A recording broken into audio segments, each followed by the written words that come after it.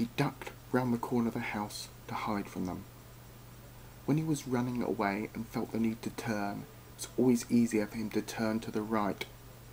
As he was moving, he was already leaning to the right anyway, so turning in that direction was always easier.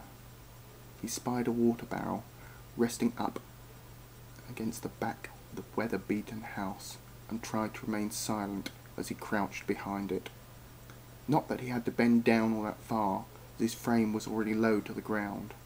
The smell of damp wood filtered into his nostrils, and he desperately tried not to sneeze in case he was overheard.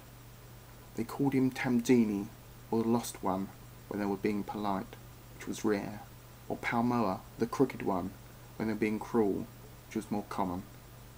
In the years since the shipwreck, he got used to the names, the taunting, and all the looks, but even after all this time, occasionally some of them would take it into their heads to try and beat him up.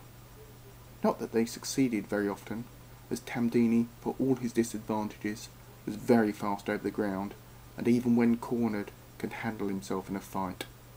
Still, that didn't seem to deter them. Every so often, one lad, backed up by some of his fellows, would feel the need to challenge him, and today was such a day. For now, they appeared to have lost him, and the bullies headed off into the hills surrounding the village in a futile attempt to locate him.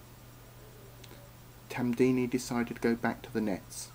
Gutting fish, mending nets, and carrying things were all the jobs assigned to him, and since there were no more fish to be gutted, the mending of nets would be the next task the village elders would want him to work on.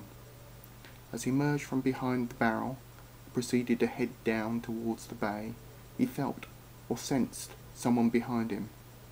He thought it would be one of the bullies, and he spun on his heel and brought up his left arm to defend himself.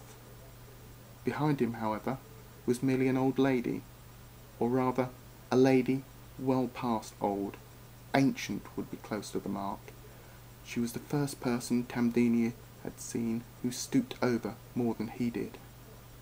"Greetings," he said to the lady, since he couldn't think of anything else to say to her, and in doing so quickly brought his arm down to his side. "Greetings to you, young man. I think you won't have anything to fear for a while. The others have headed far into the distance in search of you, and won't be back for some time yet."